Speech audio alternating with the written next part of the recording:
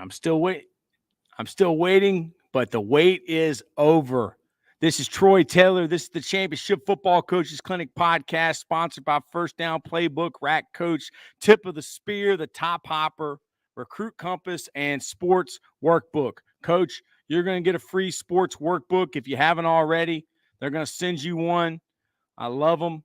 They're the best. They're high school coaches, I think in Missouri, one of the states that I don't know where it's at. So Coach Mirabal is here, and Coach Mirabal sent me a message thanking me for getting Coach McNally onto Twitter, and we've been friends ever since. So, Coach, for the people that don't know, you have a big following now. Tell the people that don't know about you and where you're from, Coach. Well, first of all, it's great to be on with you, Troy, and appreciate what you're doing for our profession, for the coaching profession, for the offensive line in particular. But it's awesome because it's what a great way for all of us to be able to connect. Kind of happened during COVID, right, where a lot of us were able to get on Zooms and on podcasts and stuff like that, and then the pandemic starts to wane away, and we kind of went back to our ways, of unconnecting with each other. So it's been awesome, and appreciate you getting me linked up with Coach McNally. Isn't it funny? A high school coach in Richmond, Virginia, gives you Coach McNally's phone number. I mean, Yeah, that's just like it's awesome, and you know what? I'm actually going to be in the Buffalo area tomorrow. So the highlight of my day is going to be at the end of the day. I'm going to be able to go see Coach McNally, and we're actually going to go to dinner. So it'll be awesome. It's one of my treats because Coach McNally is one of the most influential people in the game of football, right? Specifically when it comes to offensive line play, and he's a guy. Most of us are copycats, right? Most of us take stuff from other people. Very rarely in this profession do you meet guys that created stuff, that invented stuff, and he's one of those guys. So it's awesome being able to hear him, to be able to see him, and to be able to what a teacher. He's a master teacher is what he is, and so it's been awesome. So I appreciate you, Troy, and what you're doing, and you had you've gotten Coach Al Groh. You've had Coach Bob Wiley, all those guys, and it's been incredible. So thank you, and you're welcome. Thank you, man. It's great. And so today I'm at a high school waiting for the high school coach to see me, and I'm in the lobby, and typically I get antsy because time's running and I got to get to other schools. Yeah. But I'm watching Coach McNally on Twitter, and I'm watching him talk about match blocking and talk about the double under and stuff like that. So it's great to pass the time. But Coach, it's a privilege. You asked me who I am. I'm a blessed human being who had very influential teachers and coaches throughout my life, and which is why I got into the profession. And I was a high school teacher and coach for 16 years down in South Florida in Miami. I taught American history and I taught U.S. government, and I loved it. And I also happened to coach football, and I also coached track and field for a period of time, and that's all I ever wanted to do, And now I get to I'm coaching in college. I'm heading into my 17th year, so I always used to say, it was 16 years high school, and then it was 1 year college, 2 years college. Well, now you turn around. Now I'm heading into my 17th year. So I've surpassed my number of years in college to high school, but I still consider myself to be a teacher, right? And I just happen to teach offensive line play now full time instead of having to teach American history and U.S. government. But I miss it. I miss teaching American history and U.S. government. I don't think I missed a lot of the bureaucracy that goes on in the school system. I don't miss dealing with parents, to be honest with you, in terms of the kids and their grades and stuff like that. But I do miss teaching. I have a passion for government, for U.S. government, specifically the Supreme Court. And Why? Why for the Supreme Court? you know what? I don't know. I think it's because I truly believe when I do know when teaching government, everybody thinks that the president of the United States has all this power, but he really doesn't. He just happens to have. He does have power, but he his power is checked, right? And his power is checked by the U.S. Congress, right, and also by the U.S. Supreme Court. Just like the executive branch, the branch that the president runs, they check the legislative branch, which is Congress, U.S. Congress, and they also check the judicial branch. He checks the judicial branch, which is the United States Supreme Court. But I think out of all the branches, I really think that the United States Supreme Court is the most powerful. And it is the most powerful because you're not elected, you're appointed, and you're appointed for life. You're appointed for life or until you retire, and you're not forced to retire. So in that sense, it's a lot different than the presidency, which you're only there for 4 years, can be there a total of 2 terms, or Congress, which if you're a member of the House of Representatives, you're elected for 2-year terms. If you're a member of the U.S. Congress of the Senate, you're elected for 6-year terms, right? And then the other thing about the United States Supreme Court is that most people don't know who they are, right? So they kind of work in the shadows. You know what I'm saying? But they also are the ones that they can check the laws to make sure that the laws are constitutional or unconstitutional. So in a lot of senses, it's always intrigued me, And so, by the way, the last time you and I spoke, I talked about a book of the U.S. Supreme Court, and that was The Brethren.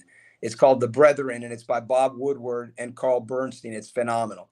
And it's a great behind the scenes look at how the Supreme Court works. So make a long story short, I'm a huge fan of this, of government. Can they be bought? Can lobbyists buy Supreme Court justices? They're not supposed to be able to.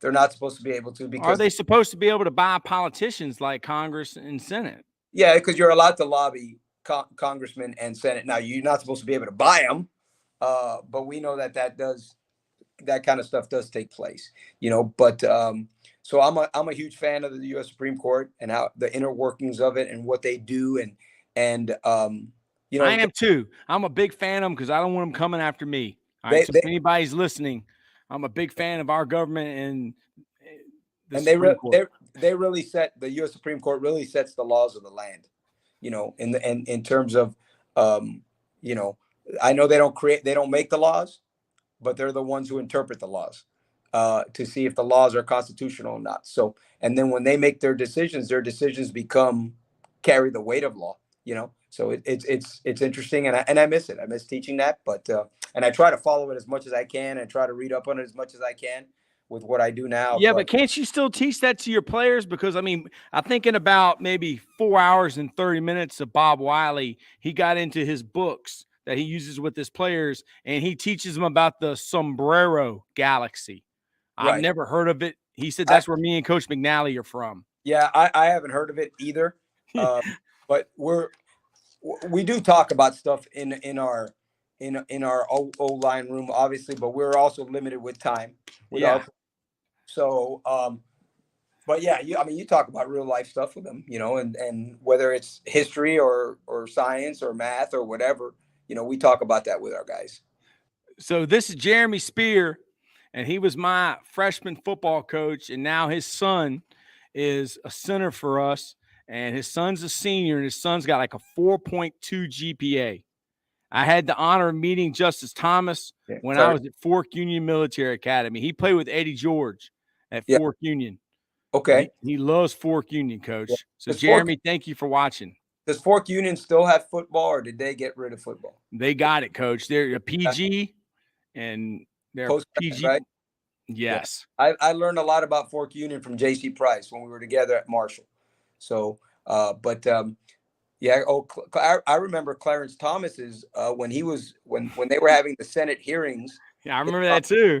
When they were having the Senate confirmation hearings on Clarence Thomas, they actually were interrupted. I got upset because I was watching the Penn State UM game, at the Orange Bowl at home, and they had kind of split screened it.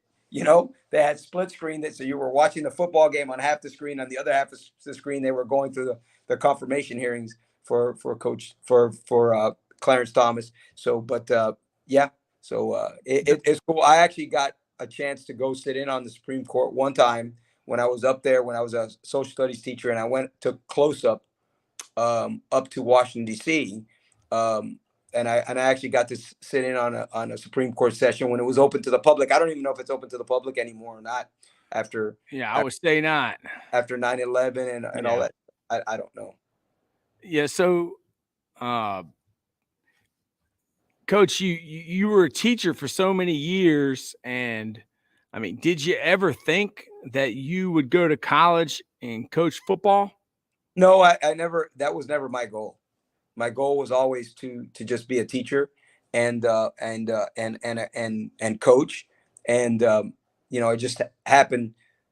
It just kind of happened to happen that way, right? So a dear friend of mine became the head football coach at FIU, Mario Cristobal, and asked me if I wanted to join his staff, and I didn't have to move my family, so I said, yeah, why not? Let's give it a try. Well, 17 years later, I'm still in it, and I think one thing for a lot of young coaches, I think get lost in what you're doing. Don't don't always too many guys, whether it's at the high school level, college level, NFL level, they're always worried about the next job. Just do the job you have to the best of your ability, and then let it ride. From there. But I was never looking to get into college. Never was. To me, coaching is coaching, teaching is teaching wherever you're at. So it just kind of happened, and then I was with Coach Cristobal for 6 years at FIU at Florida International University. And then we got fired. And when we got fired, Coach ended up at Alabama, working for Coach Nick Saban as the offensive line coach there. And I ended up getting the offensive line job at Marshall University, working for Doc Holliday. And I was there with Doc. I was there with Coach Holliday for 5 years in Huntington, West Virginia. And then when Coach Cristobal became the head football coach at the University of Oregon, I went out to Oregon, and I was there with Coach for 4 years. And then now I'm entering my second year at the University of Miami with Coach Cristobal. But it was never, and like most of us, right, Troy, most of us, you get a job because you know somebody. And I tell everybody there's nothing to be ashamed of that. But then it's what you know that keeps you with that job. You might need to know somebody to get a foot in the door, but then what you know and how you do it is what helps you keep that job. So I would tell everybody, Coach Cristobal and I have been best friends for 37 years. Became friends freshman year in high school, and I know people probably say, well, he's only got the job because he's Coach Cristobal's friend, and no, that's how I got my foot in the door. Sorry, but then it's you about weren't his friend. If you were his friend, you'd be with him. But this guy right here can coach football, and he's known. He's known throughout the country. He's got a following. And that was the one nice thing, Troy. You don't think about it at the time, but the one nice thing when I did get let go, when we got let go at FIU, was that we had to go out on our own, right? You have to go out on your separate ways and have success on your own, and so that was real good. That was good, But it's been awesome, man. And now I'm now 17 years into coaching in college, so and I'm enjoying it, and I have a very supportive wife and two very supportive sons at home, because without it, this profession doesn't work, And I know that I'm sure Coach McNally and Coach Wiley and stuff like that, they'll tell you the same thing. How old are your sons, Coach? You know what? I have one that's a sophomore in high school. I mean, sophomore in high school, and I have one that's a sophomore in college. I'm 53 years old. I had one of my sons was born. Both of my sons were actually born when I was coaching in high school. But one of them knows nothing more. One of them doesn't know anything but college football, because he was 3 months old when I became a college coach. My first day in college was January the 1st, 2007. So that was my first. Wow. That was my first day as a college coach, and I'm like, "What the heck did I just get myself into?" Right? So, because we at the time FIU had only been a program for 5 years, and um, had only been Division one year. So it was a school of hard knocks, and we had to learn how to do everything from scratch, which was good. It's served us well now. So JC Price, who's your friend, and we talked about it before we came on, he told me something today. I want to share it with you and all the high school coaches out there. Um, you know, he told me, he said, Troy, I can't make the NFL guys, the NFL take my guys. Like, I can't get them drafted. There was only one guy drafted from Virginia Tech. But that kind of hit me as a high school coach, because a lot of time high school coaches get pressure or watch Twitter and say, well, why does my kid not have an offer? You can't make a college take your kids. You can provide the information. You can, get the transcripts, have the film, get them to bump into them. But like, you can't make a college take a kid. No, So, talk about that. there's no doubt, and those, you hear it all the time. Hey, the coach ain't coach the high school coach is not doing anything for that kid, or you hear that from a parent, or you might hear it from a player and all that, and that's complete BS. Um, there's a high school coach has never gotten a kid a college scholarship. A kid gets that on his own by his game tape and his transcript, right? And that's the truth. Just like I can't. We had three kids at Miami get drafted. Three, right? We had corner get drafted in the second round by the Bears. We had tight end get drafted in the fifth round by the Indianapolis Colts, and we had another corner get drafted in the seventh round by the Bengals. And then we had an offensive lineman sign with the Dolphins as a free agent. We had a kicker, a punter, signed as a free agent with the Saints. We had a defensive end signed as a free agent with the Dolphins, and we had another a linebacker signed with the Jets as a free agent, right? And we had nothing to do with any of it, right? Those are the NFL scouts, and whatever the NFL scouts think fit their needs, right? And they're all great players. And if you're a free agent, heck, you might. I had an off at the tackle, Troy, that started 52 straight games at Oregon, and they thought his left ear was too stiff or whatever, right? So he doesn't get drafted. He's an unrestricted free agent with the Saints. Well, he's going into year four. He's going into year four um, playing with the Saints, and he's probably started half the games that he was there. Now, I could have talked till I was blue in the face to the scouts, but they weren't going to hear what they weren't going to hear, right? We had another his name is Calvin Throckmorton, by the way. We had a wide receiver that same year in 2019 at Oregon, right? A team that won 12 games, won the Rose Bowl, all that stuff, right? And his name is Jawan Johnson. And Jawan now is a starting tight end for the Saints. His butt didn't get drafted that year either. He was a free agent, right? And again, we could have said, hey, listen, without this kid, we don't win the Rose Bowl, yada, yada, yada. He was as important to us as Justin Herbert. Calvin Throckmorton didn't matter, right? Didn't matter. So, and I couldn't agree with JC Price more, and on that. And JC also, by the way, JC coached in high school as well, so it's all based on ability and all that stuff. And In opinion. yeah, these kids that say, hey, I need to go to that school to get recruited, or I need to go, that's all BS. Yeah. So what should kids worry about?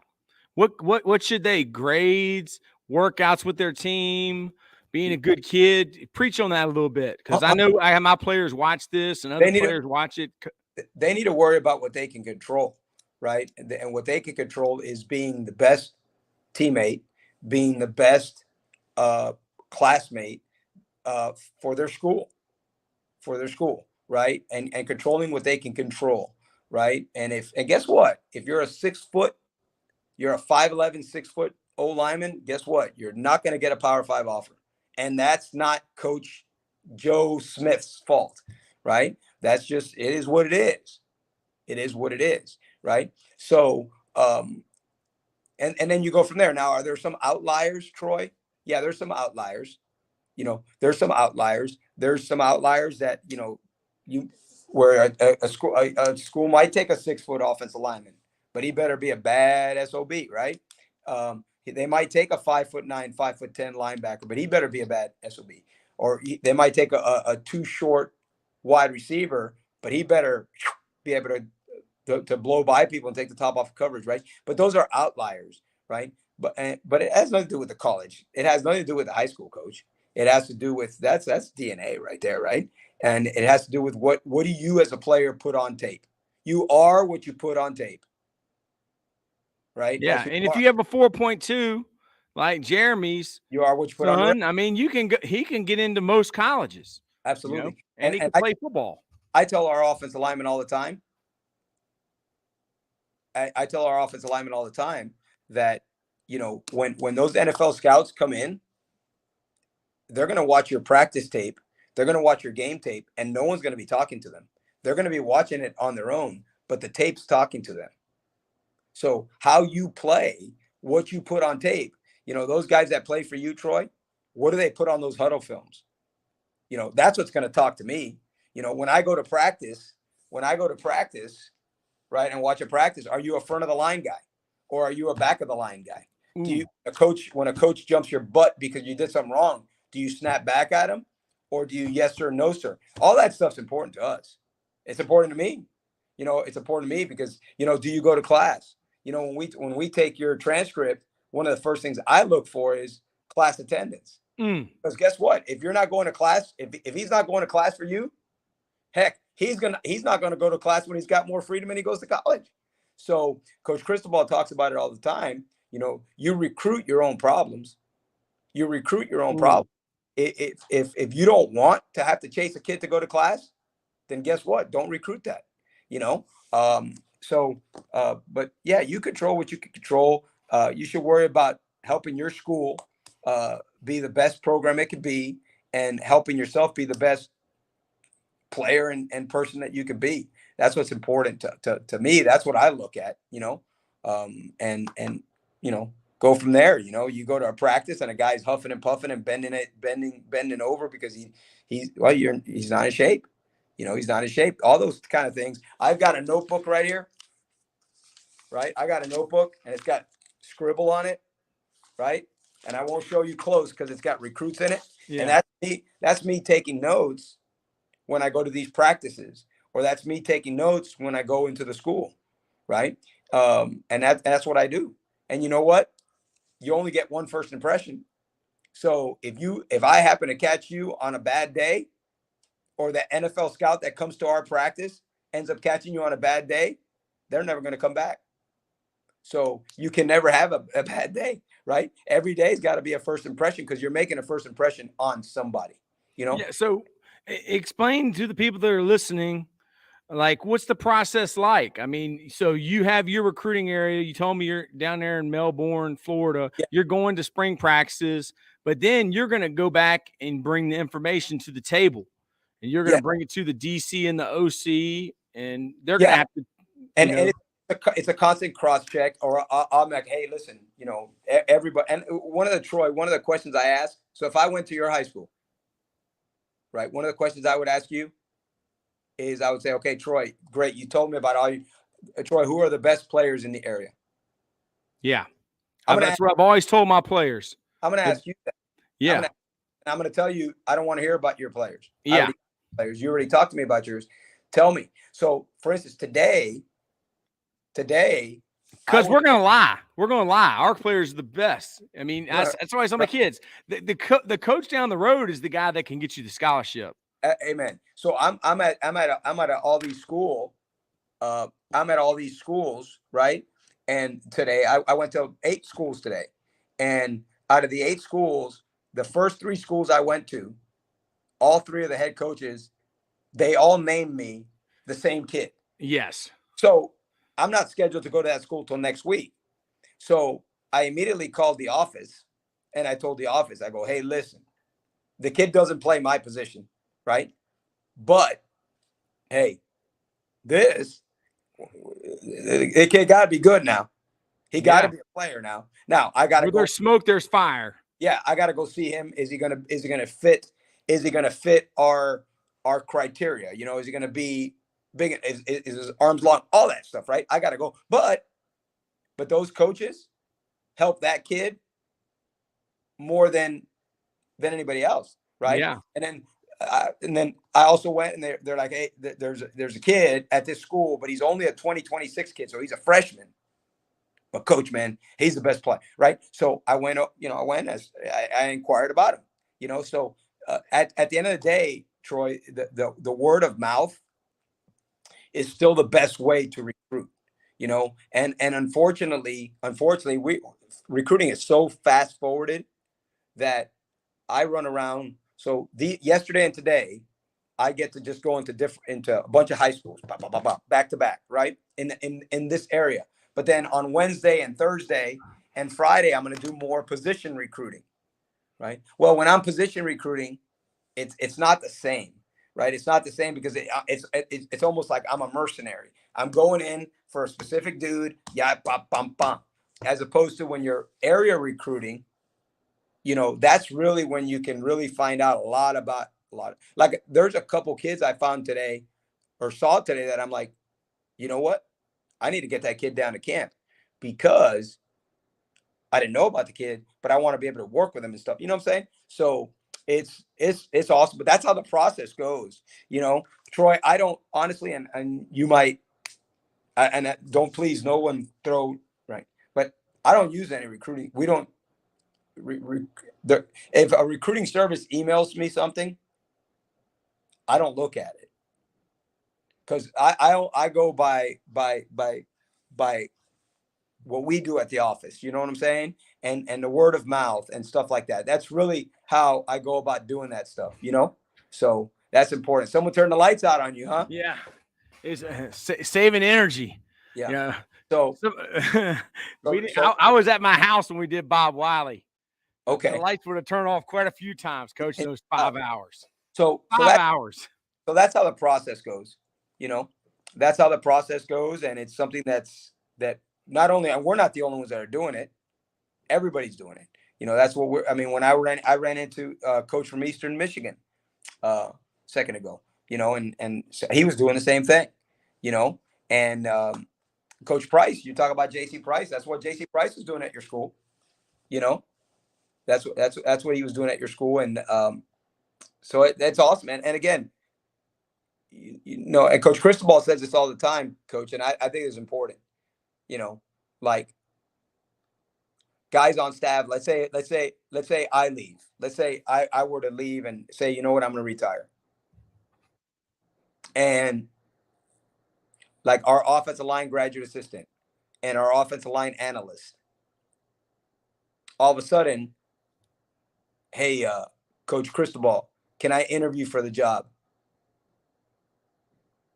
No, you've been interviewing for 365 days. That's it, man.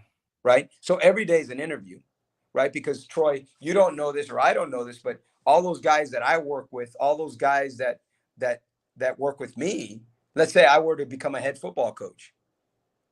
There's guys on our staff that has made an impression on me and an impact on me, right? And there's guys that haven't. And that's the real reality is in every staff, right? So you're interviewing, you don't know you're interviewing, So, and that's kind of how I got the job at Marshall. I got the job at Marshall because the offensive coordinator at FIU 2 or 3 years earlier was the offensive coordinator became the offensive coordinator at Marshall. Right. So obviously I made some kind of impression on Bill Legg. Right. And so when they had an opening, guess what he called? He called me. Why? Because of the fact that he had worked with me and I obviously had made an impression on him. If I would have made a crappy impression, he wouldn't have called me. So every day you're interviewing every day. Right. And just like your players. Yeah. Our players are interviewing every day. Yes, I right. mean, if you miss workouts and JC Price is there, Yeah. sorry. Ain't no You doubt. know, Ain't no I doubt. mean, Ain't no you're doubt. you're late to workouts. You're not going hard. You're not Your right. transcript is not good. Mm-hmm. You're And you know interviewing what? every day. JC might not say nothing, or I might not say nothing, but I'm going to write it down in my notebook. I'm going to write it down in my notebook. Because there was we had a and this is still on the same subject, right? We had a transfer portal kid, not an old lineman, who came to visit us during spring football, right? And they brought him into my office so I could say hi to him, just kind of introducing him to all the staff. And I said, man, it was probably like 7:10 in the morning because we had we meetings at 7:30 and we practice at 8:30. And I'm like, man, how you doing? He's like, man, coach, I'm good, coach. But man, coach, I'm tired. It's early. Well, guess what? That's not something good to say to a program that's a morning. So immediately to me, I'm like, okay, whoever brings them better get ready to go chase them around and wake them up and get them. So yeah, so everything's an impression. He was from South Florida, wasn't he? And, Man, you got that South Florida, Fort Lauderdale hey, accent down, man. everything's an impression. You know what I'm saying? No So doubt. but yeah, but it's that's what we're looking for when we're out there. That's what we're looking for, and we want to know how your coaches talk about you, but we also want to know how other coaches talk about you, and how do you, Troy, man, it's so important for us to see them around their parents. How do you treat your mom? Ooh, How do you treat your mom? How do you talk to your mom? ooh. Do you open the door for her? Stuff like that is a big deal. It's a big deal to me. It's a big deal to me because it tells me a lot about you, as a person. If you and I are walking, if you and I are talking in the hallways at your school, and one of your players walks right in between us, does he say excuse me, or does he just kind of, those kind of things are that's big. Now, can you teach people better manners and stuff like that? Yeah, you can. But so we're always evaluating and analyzing everything, not just, hey, can you run fast? Can you catch the football? Can you sink your hips? Can you bend your knees? That kind of stuff. And we do that, right? I was at a practice today, and I'm like, man, this kid here, this offensive tackle, man, he's a young kid. He's 20, 26, 20, 27, 20, 26, 20, 25, right? And he's long, athletic. And I'm like, man, he runs really well. But when he gets into a stance, he didn't have good ankle flexion. He couldn't put his foot flat in the ground. So I'm analyzing that, right? So it's kind of what we do. Yeah. So, I know I went off on a tangent. no, that's why you're on here, man. People don't want to listen to me. I got 120 of these, man, and I got my buddy Shane. He'll tell me, Troy, you talk too much.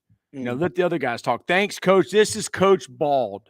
Coach, when you're in St. Petersburg, this is the guy that got cussed out by Coach McNally the other day and me for getting Dick LeBeau to do a 6-minute. Well, I don't even know what it was. It was like a 6-minute. He said, that sounds like something that they would say at my funeral, like how they would talk about George Washington or General MacArthur. Yeah. Thanks, Coach. Send your recruiter to Lakewood High School. Big time wide receiver. We can't talk about any players, Coach Bald, but thank you very much. Also, is that in St. Petersburg? Yeah. Yeah. My big guy, Big Whiskey at Yeah, North Side. We cannot talk about any players, but he coached. We can't talk about any players that are actively in high school with Coach. But we have one of our guys, our defensive line analyst. His name is Todd Stroud, and Todd Stroud is in the Lakewood High School Hall of Fame. So there's a fun fact for. And this is the Todd Stroud that was the D-line coach. Yes, sir. Coach Chuck Amato. So Todd Stroud is a great coach, and Todd Stroud was the defensive line coach, and in the strength coaching with Bobby Bowden. Played for Coach Bowden at Florida. And he coached at Akron. Yep, played for Coach Bowden at Florida State. The Coach Bowden. Right? He knows Mike Spencer. And yes, and then Todd ended up when Coach Amato got the head coaching job at North Carolina State. Coach Stroud became the D-line coach there, and the strength coach there. And then at Akron, he was at Akron with with Tommy Bowden, and as the strength coach and the D line coach. That's something that's interesting. People don't. So when he was at NC State for a period of time, and when he was at Akron for a period of time, he not only was a D line coach, but he was also the strength coach, because that's what Coach Stroud used to do. And so when I was a high school coach in Miami at Christopher Columbus High School, I remember Coach Stroud walking into our head coach's office in his North Carolina State coaching gear. And I mean, Coach Stroud was ripped up, built dude now. And he walked in and kind of made an impression on me on how he carried himself and coached. And he's coached, I think Coach Stroud coached 11 first-round picks as a D-line coach. Oh, yeah. Both he was a D-line coach at FSU, NC State, Akron, and then at the University of Miami. Now he's in an off-the-field capacity in our program, but he's one of our D-line analysts, and he's awesome human being. That's a great resource for all of us at Miami, and I know I hold him in high esteem. But Coach Stroud is in the Lakewood High School Hall of Fame, and he's a Hall of Fame dude too. So we do know about Lakewood, and trust me, we go all through all those areas. Our defensive coordinator, Lance Guidry, actually has he's a Cajun down from Louisiana. He has that whole area for us, and trust me, we'll be in all those schools. When I coached at Virginia Union with Mike Spencer, he said, "Hey Troy, over spring break, let's go to Akron. We're going to drive up there. We're going to stay in a hotel. We're going to wake up. We're going to go to practice all day, and we'll meet with the coaches all day. Then we're going to drive back to Richmond." I had no idea that Akron is next to Canada. I had no clue, Coach. But we met with Coach Stroud, and he taught me a trick about before there was a transfer portal about Google and how you can have certain words saved on Google, and that can tell you when a guy is, changing schools for different reasons, because we majored in that. I did not know. He's gonna have to teach me that trick. It's like you save certain words in Google search, like D1 transfer, D1 leaves a team, suspended from a team, whatever it was. Yeah, but we got some good players. One of them was a guy named Eddie Johnson. Okay. Eddie Johnson, outside linebacker. And he played for them at Akron? Now, he played for the Miami Hurricanes, but he played for us at Virginia Union. My job was to pick him up at 5 a.m. on Hull Street in Southside Richmond and bring him to practice when he woke up. All right. Eddie made the mistake of getting into a fight with the lacrosse booster's son. Oh, and he was actually protecting a young lady. The guy happened to be a DJ.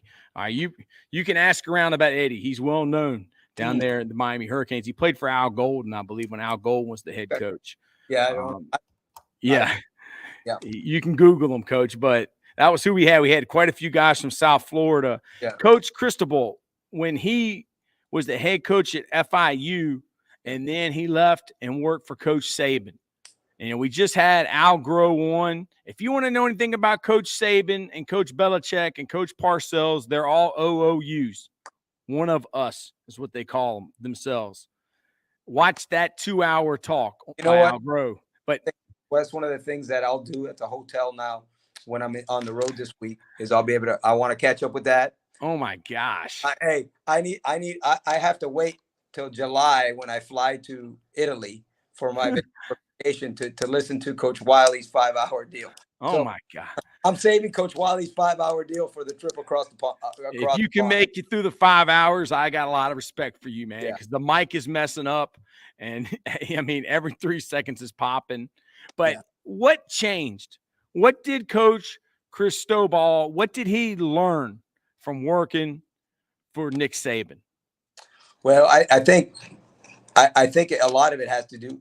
You go get your PhD, right? You go get your PhD. Oh yeah, the GOAT. Probably the guy who's going to go down as the greatest college football coach of all time, right?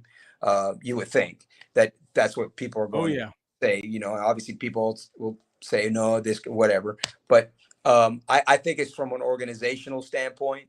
Uh, I don't think it's as much of an X's and O standpoint, more as just more of an organizational standpoint, how to run practice, how to organize your staff, how to organize, how many people are working with the offensive line, how to do the academics part of it, all that stuff. Everybody thinks the last thing a head football coach does is actually coach.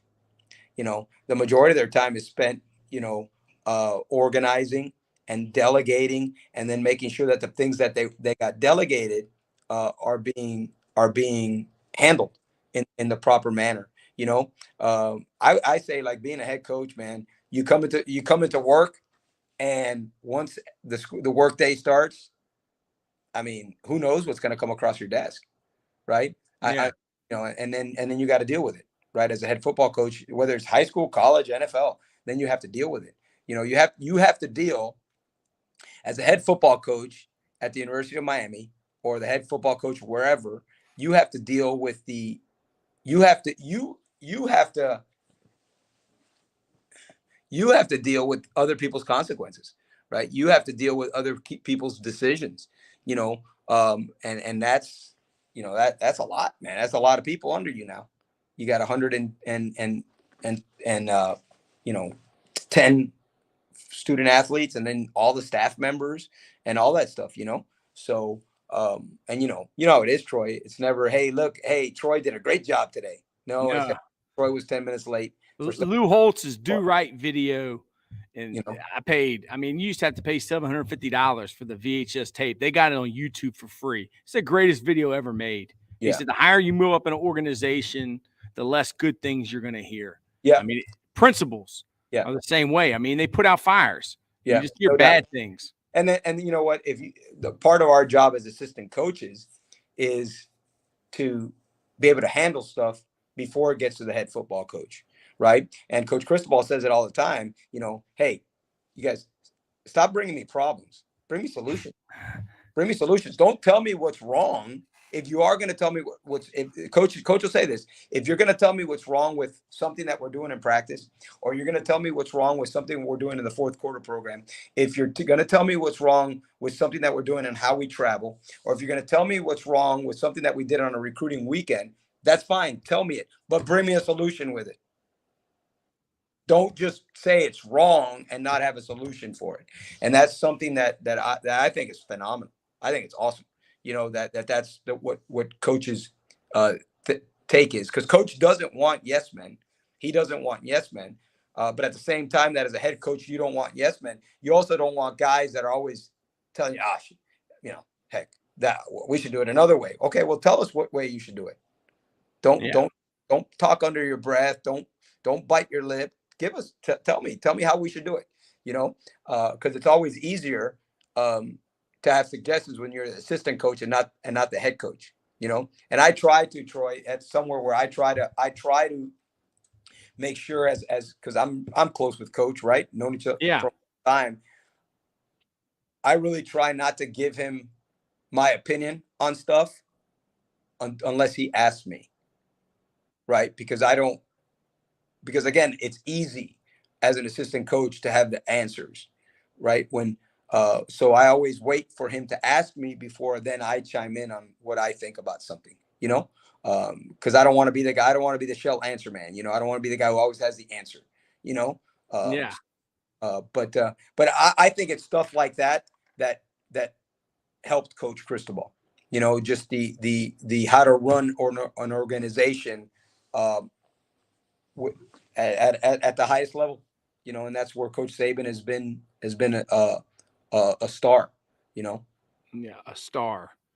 Talk about going to Marshall, and you told me the story before about how somebody told you that you reminded them of an old offensive line coach they had there at Marshall after the coach probably getting a phone call. What's that? When your screen went black there for a little bit, I thought you maybe was getting a phone call or something. I just deleted our I just red dotted our tight end coach. You did? Yeah, he was probably calling me about something.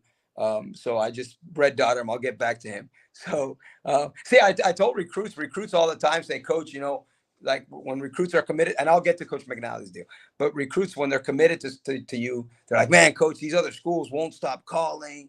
I'm like, it's not hard. Just press the red dot. Boom.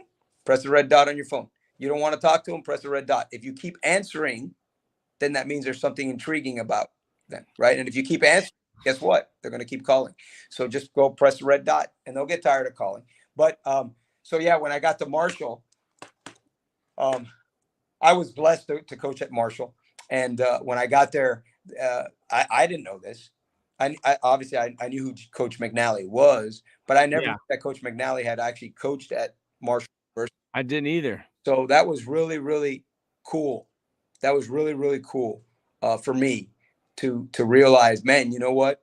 I'm coaching where in the same position where this legend coached, and that was a big deal to me.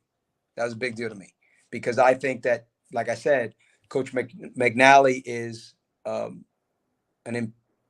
he's one of those guys that has helped to change the game, and there should be, but there's not. They put all these head coaches in the Hall of Fame, and deservedly so, but they need to start putting assistant coaches in the Hall of Fame, right? And McNally would be one, because he truly brought invention into the game of football, right? And he changed the way the game of football is played and talked about, and I think that's. I know he's in as a player, but Dick LeBeau would be one that would be in as an assistant coach as well, right? And that's something that's that I think at some point guys got, Bud Carson, guys like that as assistant coaches changed the game of football, and yeah, head coaches are great, but head coaches are only, Joe Bugle, former O-line coach of the Hogs, Oh yeah. Those guys, Joe Gibbs didn't get in the Hall of Fame by himself. Now those guys, and I'm talking about these are guys that changed the game of football. Jim Hannafin, and I know I'm talking O-line because these are O-line guys. Alex Gibbs, yeah, those are. I mean, Alex Gibbs, I know it started with Coach McNally. But Thank you for putting that in there. That's an asterisk. It started with Coach McNally. Yeah, Gibbs kind of took that wide zone and made the wide zone play, what it is, right? Coach McNally with the duo, Coach McNally with the double unders, stuff like that. When he ends up retiring, Bill Callahan, he should be that's a Hall of Fame guy now, right? But yeah, to follow in the footsteps of a Coach McNally at Marshall, and I know Coach McNally came. He ended up being the offensive line coach at Marshall the year after the plane crash, and the plane crash, still to this day, the plane crash is still the fabric of that community. That community there's still people whose parents and relatives died in the plane crash, who are still involved at Marshall University, and that's a big deal. That's a big deal. And, so, but for Coach McNally to have coached there, and then for me to be able to come and coach after him, that was pretty cool. And they had a team doctor. I'm Cuban, and they had a team doctor there for years, who was Cuban as well. You don't see a lot of Cubans in Huntington, West Virginia. And so, but that's. Yeah. Have you ever heard of the Cuban assassin? He used to be a wrestler. I think I probably have at some point. Yeah. Yeah. Fidel Sierra. He's Coach Bald, the guy that got cussed out by Coach McNally for getting Dick LeBeau to do the message for him. Jim Tim here is from Rochester, New York. Right. He watches everyone, Coach. All right. He's asking you about the NIL. NIL, huh? Yeah. So what is your philosophy on the NIL, and do you think it needs to be improved? I don't have a philosophy on it because it's really out of my realm in terms of like, but to me, it's part of the game of football now, just like the transfer portal is, and you can bitch and moan about it, or you can embrace it and be part of it and help you enhance your program and your roster. Um, it's they kind of let the the genie out of the bottle, and now the NCAA is trying to uh, regulate it. Well, it's hard to. You should have regulated it. They should have set like standards or before, right? And they didn't. And now they're trying to reel it back in. That's hard to reel in now, because and I know I'm a Supreme Court guy, but the United States Supreme Court has already said that you can't walk that thing back now, right? You can't walk that thing back. Capitalism, free enterprise, all that kind of stuff. You're not just gonna be able to walk it right, people rights and stuff like that. So, but it's just part of it. It's part of the game. It's part of the game. And I mean, Coach McNally, Tim, was the first college player to ever have an NIL deal. He got paid $25 for that yogurt advertisement. Coach, have you ever seen the yogurt advertisement that he did? I saw it because I saw you put it up there. So yeah, I saw he got paid $25. And you know what? You know what, with the NIL and stuff like that, it's kind of like you don't talk about in the locker room, right? You don't talk about money, you don't talk about religion, and you don't talk about politics. Yeah. I just use like our coaching staff, our coaching staff room, like our offensive staff room. We talk about a lot of things, but we don't ever talk about each other's salaries. We just don't. We don't talk about politics, and we don't talk about religion. We don't. Yeah. Just kind of don't. And that's most places, right? So is it good or bad for the sport? I don't know. I don't know if it is good or bad for the sport, but it is what it's part of it right now. Just like the transfer portal, it's part of it. You could complain about it, or you can use it to enhance your program, like every other program's doing. It's part of it. It's part of it. It's part of it. So you gotta, now how do you improve it? I saw down there. Do you think it needs to be improved? I think it needs to be regulated. I think it'd be how, I don't know, but I think it needs to be regulated. And you know what, Troy? To be honest with you, somebody asked me this the other day. A high school coach in Miami asked me when I went to visit his high school. Man, it's got to be a pain in the ass when these kids. It's not like the kids talk about, hey, I'm Troy. Hey, Troy, Coach Mirabal. Hey, Coach Mirabal, talk to me about your NIL. They really don't do that. It's really. It's only for a select few positions. Like Coach McNally tells me, you're going to buy somebody, buy a quarterback. But it really doesn't even it doesn't. It's not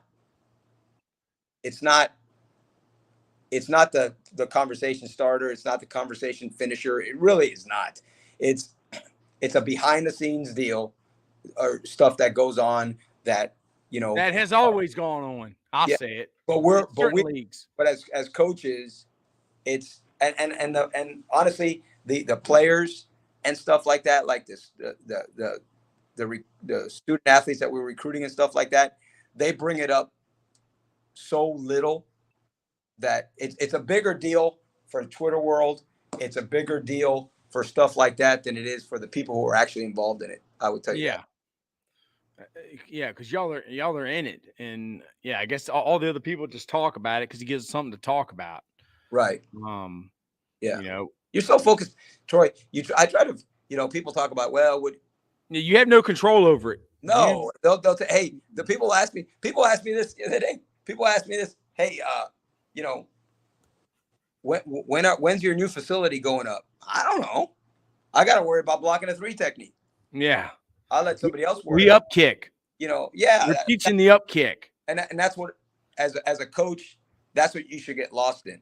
You should get lost in the things that you can control, right? If I bring a defensive tackle to our D-line coach, and I love him, but he doesn't, that's what it is, right? I can get frustrated by it and drive myself crazy, or I can just say, hey, listen, I'll bring another one that you might like more next time. So, control what you can control and live a happier life, Amen. So you're at Marshall, and then you go to Oregon, and I think Oregon was when I first heard of you. I Uh-oh. saw the picture of you.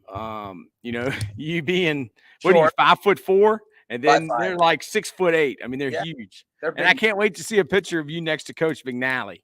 That's my And I guy. take some videos. How But we what was that like going to Oregon and the Nike and all that stuff? It was awesome. It was awesome, awesome experience. And everybody again, people make a bigger deal about Nike than it is. The fact that Phil Knight is a tremendous supporter for that university is what a blessing. What a blessing to the University of Oregon. And I'll tell you this: as much as he supported the athletics there, the law school's named after him, the library's named after him, the track and field stadium is named. You know what I'm saying? All of that stuff, he gave more money to the rest of the university than he even did to athletics, so he's about, and then he's also given a lot of money to Oregon State, which is not where he went to school. So he's just about helping society. I saw somewhere that he gave like $400 million just the other day to helping like a real downtrodden neighborhood in Portland, Oregon. And everybody's going to say, well, he's got the money. No, yeah, he's got the money. Doesn't mean he has to give it. Right. So he's just a very philanthropic person in that realm. Right. I'm not talking about, I don't care about his political beliefs. I don't care what he believes about this, that, and the other. I don't care about that. I don't care about none. I'm just talking about him as a giver. Right. So, but everybody talks about, and Troy, he would go to every game, would be in the locker room after the game, wouldn't say a word. Never, ever, ever, ever, ever, ever. He just wanted to be part of it, enjoy it. But never once was he intrusive. Not one time. Not one time did he tell us, hey, you guys are crazy. You should have run this. Nothing. That's not what he's about. That's not what he's about. Complete and utter support. So, but it was awesome being there. It was awesome being at Oregon. The facilities are as nice as everybody says they are. They are. It was a great part of the country, and we had a great time and won a lot of football games there, and hopefully we left it better than we found it. Okay, and when I was at FIU, when we left FIU, even though we got fired, we left FIU better than we found it. When I was with Coach Holiday, and I left 5 years later, we left it better than we found it. We left Oregon better than we found it. And our goal is to leave the University of Miami better than we found it. And I think that should always be your goal as a staff, is to do that. Yeah, I've studied like Tinker Hatfield and Yeah. Phil Bowerman, and Yeah. he didn't want to be called coach. It was like teacher of competitive Yeah. response or something like. Yeah. Those dudes were so far ahead of their time. Yeah. Got to meet Tinker Hatfield. Tinker Hatfield was very involved, and what an artistic genius, Yeah. And got to meet him. Obviously, got to meet Phil Knight, and it was awesome people to come across, and just how common they were, even though they've done things to change culture and change society, how common they are as people. Yeah. So, Miami opens up and Coach Cristobal goes to the University of Miami and you come with him, and that's just got to be special, to come back home to where y'all are from and It coach was football. back home, and honestly, you come back home not because it's home. That's gravy, right? But you come back home because one of the things that was very attractive to the Miami, obviously, is the fact that the recruiting, um, you know, recruiting is like real estate, location,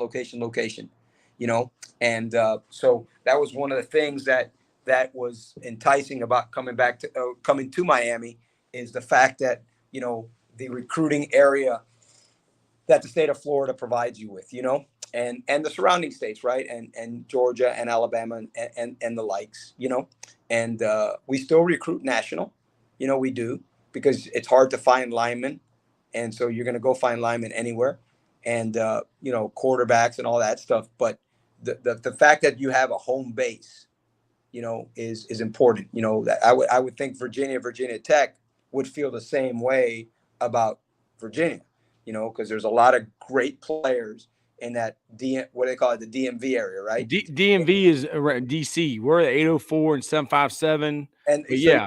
and you have the Tidewater area, right? All that stuff. So that's what makes those jobs intriguing. It's what makes, I'm sure, Texas intriguing, right? Is the California school. So that was a big reason why I come back home, not just to come back home, right? You're not going to come back home to, if home is in North, and not a knock on North Dakota, but if home is in North Dakota, you're not going to leave Oregon to go back to North Dakota, right? It had more to do with than just going back home. Yeah, DJ Moe, who he's an offensive line coach, he wants to know, what do you look for when recruiting linemen? Athleticism. I think that's number one. They got to be good. They have to be athletic. Is size important? Yeah, but if you got size and you can't move, that size doesn't do you any good, because you're gonna get whooped, right? You're gonna get whooped. You got to be able to move, because if you're able to move, then you're going to be able to shadow and stay with athletic defenders. And as you know, Troy, the better athletes, as far as up front, right? The better athletes are along the D line. Your D linemen are going to be better athletes than your O linemen. Now, are there exceptions? Yeah, Anthony Munoz and Joe Thomas and Jason Kelsey. Those guys are Paris Johnson and Broderick Jones. Those guys that just got drafted this weekend. Those guys might be as athletic, if not more athletic, than some of the guys that they'll see on Saturdays and Sundays. But for the most part, the guys that you're blocking are going to be more athletic than you, right? So the more athletic a guy you can find, the better, right? So that's something that I don't think you can compromise, and then, like we have a center right now, Matt Lee, and guys will look at him like when he's running around in the fourth quarter program, they say, man, you know what? He could be a D tackle. Yeah, that's why he's going to be an elite offensive lineman, kind of deal. Our right tackle, Francis Mawinoa, who came to us this year, just started with us in January, and he's our starting tackle. He's a true freshman. He could be a 3 technique, but you want to try to find as athletic a big guy as you can.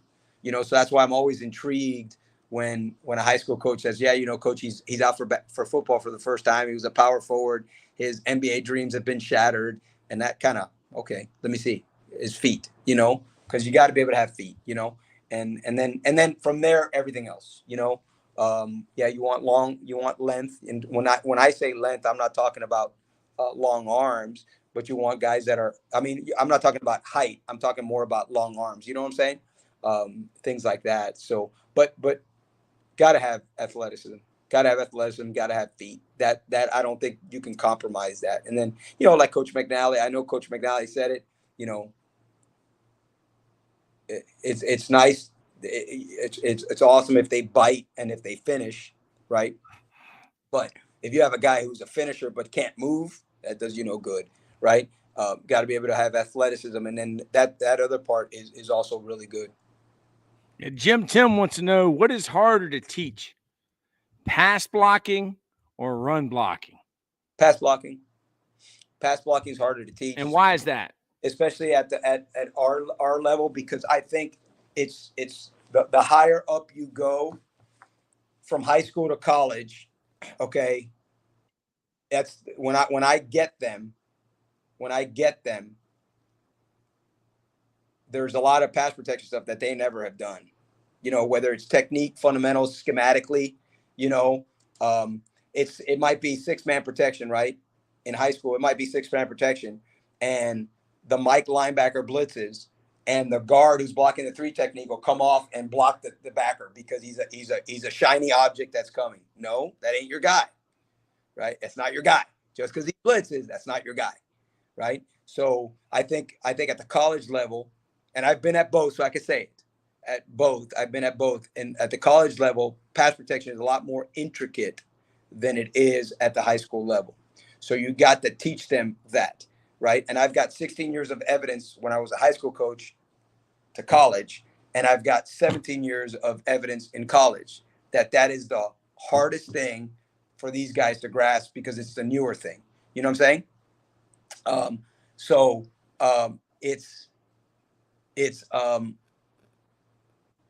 that, right? When I made the jump, Troy, from high school to college, pass protection was like the biggest thing, the biggest learning curve I had. You know, in terms of more in terms of schematics and stuff than actually technique. You know, so I would say without a doubt it's pass protecting. And then what's the other thing about pass protecting? You're damn retreating, right? You're retreating and you got a guy coming at you, which is why, you know, like Coach McNally says, set short and set shorter, right? Which is a Muddism, right? A Howard Mudd deal, right? You want to set short and set shorter, right? And then, you know, you have the up kick and all that stuff. That's why all that kind of stuff is so intriguing to me, you know, because of the fact that it makes pass protection easier, you know, because first touch wins, you know, and all that stuff. So, but I would say unequivocally, it's harder to teach pass protection than it is to teach run blocking. All right, Jim Tim wants to know, but if they don't know much, do they get frustrated a lot at times, especially at the higher levels? Do they get frustrated because they don't know? They'll get frustrated if you get frustrated. If you don't get frustrated, if you don't get frustrated and you just say, hey, listen, that's my job, I got to teach them, then they're not going to get frustrated, right? But if you get frustrated, they'll get frustrated. If they believe that you have their back and that you understand why they don't get it yet, then they're going to be good, you know. That's kind of how I do it. I mean, Bob Wiley, Jim Tim, if you watched until about the 50-minute mark, Coach McNally calls me and he goes, "Are you done with Bob Wiley?" And I say, "No, Coach, we're only in the 50-minute mark and we've only gotten to unconscious competence." And that's when, Jim Tim, you can do something without thinking about it. Like he said, driving your car. You don't even think about it. Right. Right. And I'm not smart enough to use that word. I couldn't even say I couldn't even say it. Term? But then I proceeded to get cussed out. So I mean, huh? What was the term you just used? Well, there's 4 different stages. But the ultimate is unconscious competence. Yeah. It's like where you can run ISO and you don't even have to think about it. It's like you can run veer or guard trap.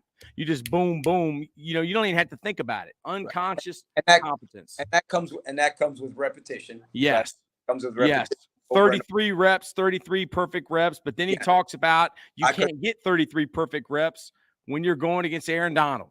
But I mean, you got to listen to the 5 hours. I mean, yeah. So, you know, to me, it's repetition is the mother of learning, right? And that's what we do as teachers, right? And you know the great ones, Troy. The greater the player, the less reps it takes. They make it look easy. Yeah, well, and it's because I bet you Anthony Munoz, and I'm gonna ask Coach McNally, but I bet you Anthony Munoz was a great listener. And when I say great listener, it's not that guys that are disrespectful. It's just I believe it's a skill. I believe it's a skill, and our right tackle right now, who's a true freshman, is a great listener. You tell him something one time, it's over. It's over, right? And I could actually tell him stuff while we're going out to the field. I could say, "Hey, Francis," and he'll put it into action like that. There's other guys that might take 10 reps, might take 11 reps. There's other guys, you know, the guys that kind of get you frustrated a little bit is when you got to tell them every day the same thing over and over again. You know, but those are the guys that have a harder time adjusting to stuff in games. They got a harder time, you know, when they see something new, You know, Penei Sewell had an unbelievable sixth sense where he did stuff, and I'm like, how the hell did he do that? How do you see that, Coach? I just saw it. You know, kind of deal. That's unconscious competence. I mean, yeah, but that was not because of repetition. That was because he's had it, blessed, right? T.Y. Hilton, when we had him at FIU, if our wide receiver coach had to correct him on something, it was one time, and T.Y. Hilton would turn to him and say no more. That's it. It was done. It was over, right? And I truly believe that's you know, what separates those guys, you know, is you know, doing that. Our center's like that. Our center right now, he's like that. He's one time in the book, you know, and great listener, and puts it into action. To me, listening is when you can hear something and then like you put it into action. It's not just listening, but then they can transfer what they've heard and what they've seen into action, and that's what makes those guys great. I mean, because learning is active. Yes. I mean, you have to be active to learn. You have to want to learn. You have to, you know, put forth effort. It takes all, right? You got to read it, see it, touch it, walk it, talk, all that, right? From the chalk to grass. I think that's what Coach. I think that's what Coach Bob Wiley said. I titled this "Coaching is Teaching" because I heard that's what you talked about in one of your other talks. Yeah, coaching is teaching. Talk about that. And here you go. This is. Do you cross read? Man, I tell you, Richard, I'm glad Coach McNally's not on here. Yeah, he would go nuts. Do you cross read the running back at all time? Yeah, we'll do that. At all if the team starts to scheme up the man running back side. Mm-hmm. Yeah, we'll do that. Obviously, we do that. It's pretty. I think that's pretty much par for the course, or it should be par for the course in people's protection schemes. Is they should have that. So if they're trying to quote unquote blitz the back, right, then cross read the back, and that way you're sorting your protection to it.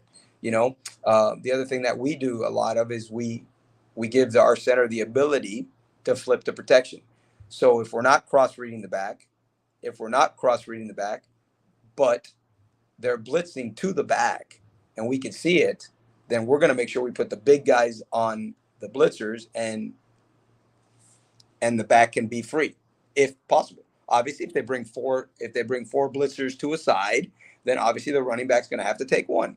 But if they're bringing, if they're only bringing three to that side, right, and we could see it because of safety rotation, the cap on the slot, whatever, right, then R3, the center, the guard, the tackle, could take the interior D lineman, the defensive end, and whoever that third body is, whether it's the nickel, the Mike, the whoever.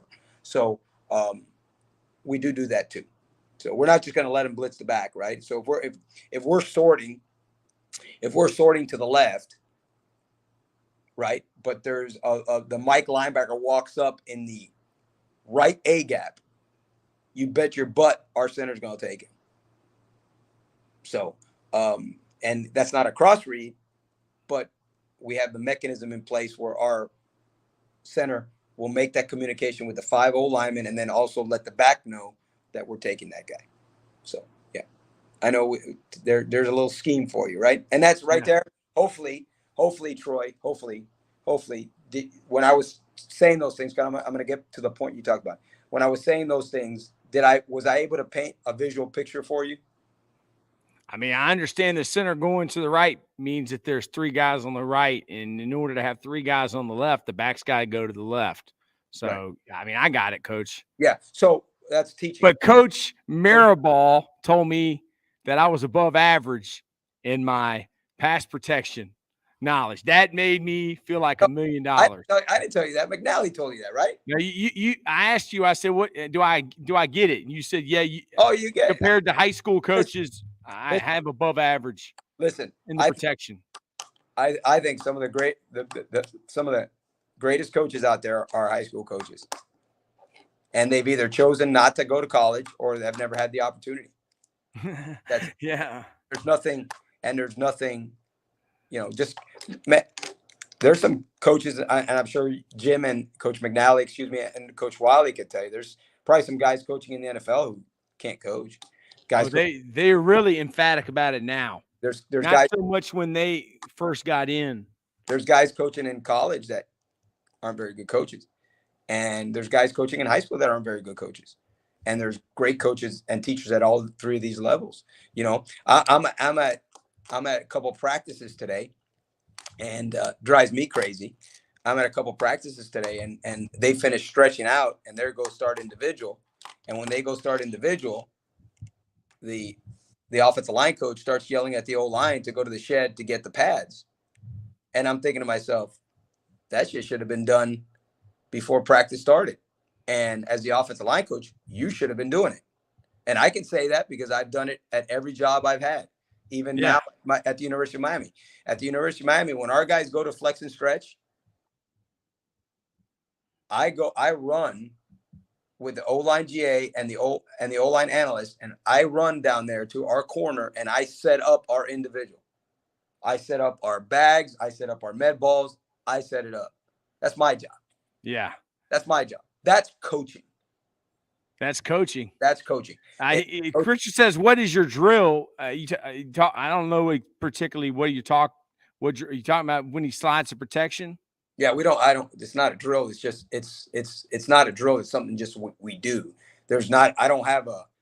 He up kicks to the right and up kicks to the right, up kicks to the left, and then what do you do? Kick to the right and kick to the left. Now we do our drills, right? And we'll do drills where we sort and stuff like that. But it's not something that. It's just something that we do, right? We have a man side and a sort side, and my guys know.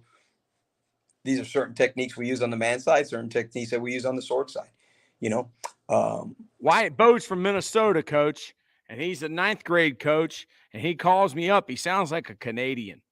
All right, I don't even know what a Canadian sounds like, but Wyatt Bode sounds like the dude, Rick Moranis from Strange Brew. How do you tell when a player understands a certain technique or assignment, job during practice? When you see him, what do you look for that shows they know? When you see him execute it right. When you see him execute it right, when there's no hesitation, and it's kind of like it's hard to explain, but I can see it. I know it. I can see it. I can see it by the way he's carrying himself. I can see by the way is he getting his feet in the ground with authority? Is he where his eyes? You know, so like for instance, and I'll answer the question like this. I can tell my guys. You know, if they're in man in protection, I watch film and they're man in protection. Where's the stripe of their helmet? Is the stripe of their helmet doing this and going side to side, or is the stripe of their helmet, you know, his eyes on the man? So that's how I can tell. I can tell, and I can just tell if you're around your guys and you know your guys, you know when your guys know something and when they don't. You know when your guys are bullshitting you.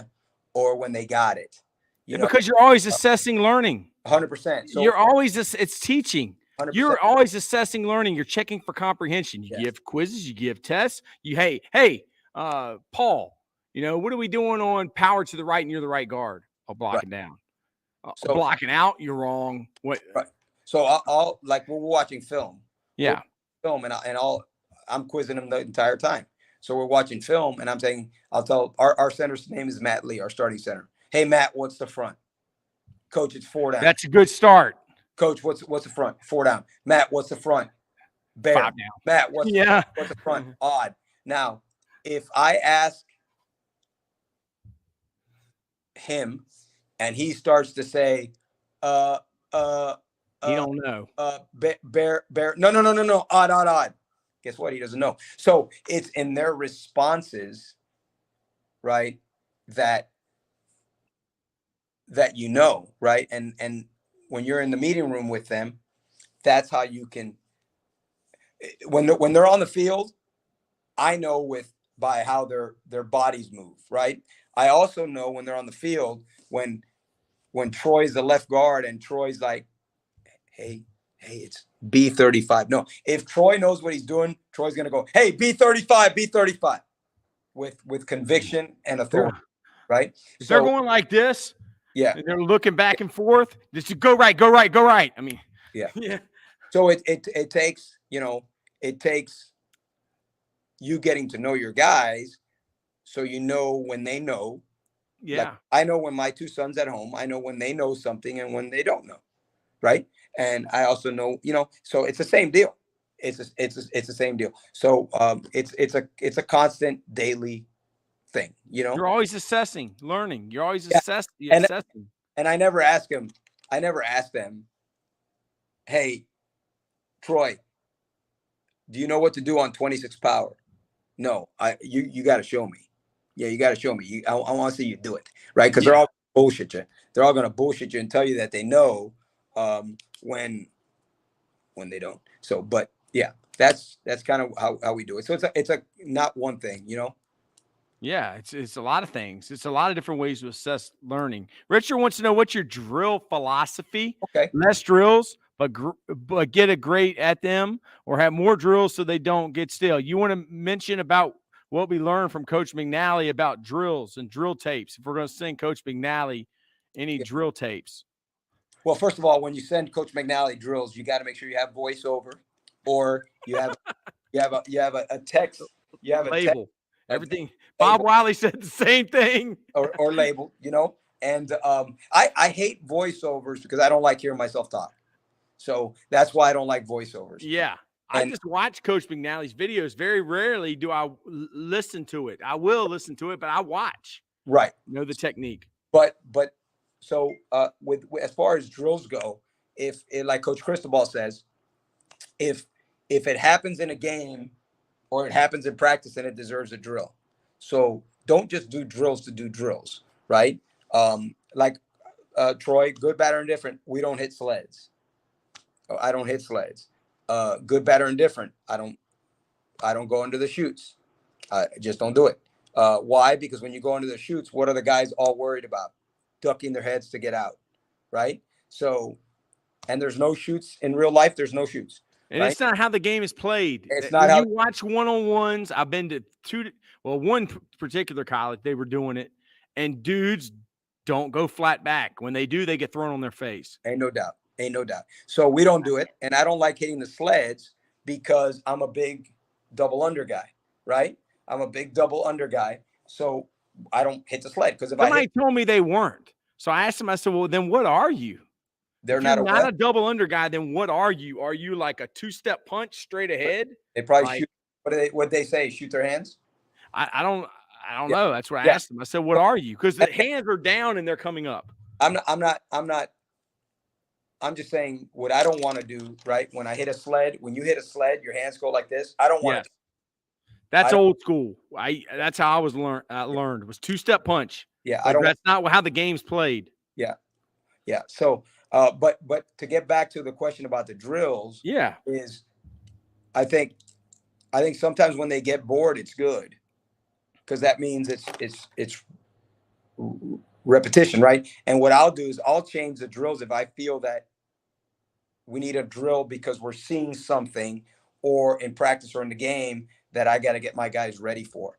One of the things that I did do, Troy, and we could talk about it the next time I come on a podcast, and maybe I can get film of it, was we started finish. To me, finish is a technique.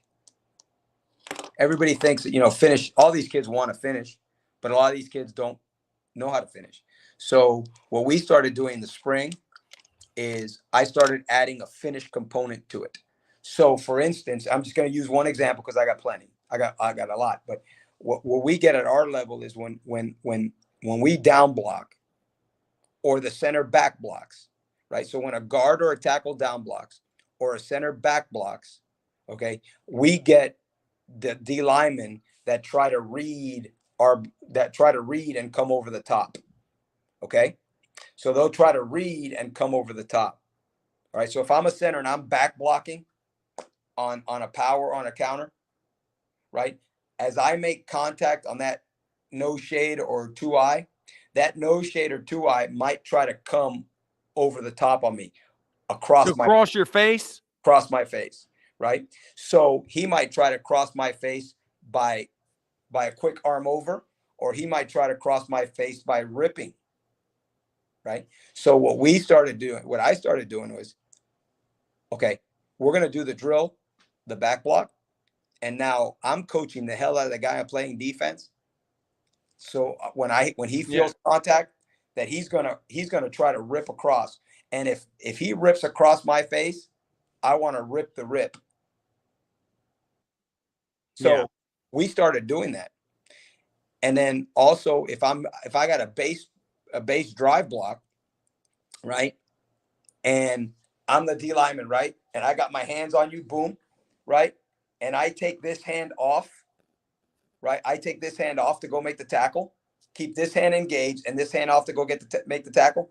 I tell the old lineman, when he takes this hand off to disengage to go to try to make the tackle, you take your hand off him and then run it, So it's like a disengagement drill that we do. So I became fanatical about that in the spring. All right. So if you're blocking me and this hand comes off, is this the hand that's pushing, or is it the opposite? The opposite hand. But because basically you're torquing him to the way that he wants to go. Yes. I'm running him that way. Yes. Because if you're pushing with the hand that's trying where it's coming off, that's your momentum is against his momentum. But if your opposite hand, you're taking him with his momentum. So Troy, if I'm an offensive lineman and I got both my hands on you, okay, right? Mm-hmm. Put your two hands up. Yeah. Okay. Now take your left hand and disengage it. Okay. You take your left hand and disengage it. If I tug you back, I'm going to hold you, right? Yeah, they're going to get you. If I drop my hand, boom, and run you. I drop my hand, you disengage, I disengage, and I run you. And so you're running them to the way they want to go. Yeah. I got it. And here's the deal. I'm running them the way they want to go. The running back has eyes in the front of his head. You don't have eyes in the back of your head. That running back should come and cut right off your ass.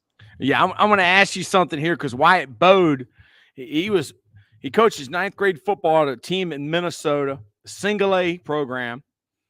Don't have many players, but he was watching Alex Gibbs and his reads for the running back. Yeah. And he texted me and called me about, does the offensive line and the running back have to be on the same page? 100%. And I hooked him up with my line coach who learned from Mike Jacobs, who coached Orlando Pace. And he told him, dude, get the running back to hit the hole and get the offensive lineman to stay on their blocks. So, I mean, if you're coaching freshman football, I mean, I think is it on the running back or is it on the O-line? No, I think our guys know where our running back's going. So if I gave you the cell number to our starting center on inside zone, where's the running back going? He's going to tell you the backside foot of the center. But it can hit anywhere. What's that? But it can hit anywhere, right? It could hit anywhere, but you've got to coach and teach the techniques to where the intent of the play is going to be. That's exactly what Coach McNally says. Okay. So somebody says, well, how do you block the guy? Well, where's the ball going? I need to know where the ball's going before I tell you. No doubt. If the intent of the play is the backside foot of the center, if we're running the ball to the right. Okay. But the intent of the play is the backside foot of the center, which is what our intent of the play is on inside zone. Okay. So we run inside zone to the right. The left foot of the center is the intent of the play. Okay. If we run wide zone to the right, the intent of the play is the ass of the tight end or the ass of the ghost tight end. Okay. Those landmarks right there. Okay. The intent of the play on duo. Okay. Is the inside foot of the play side guard. All right. Those landmarks right there have to dictate my footwork, my bump. Have to.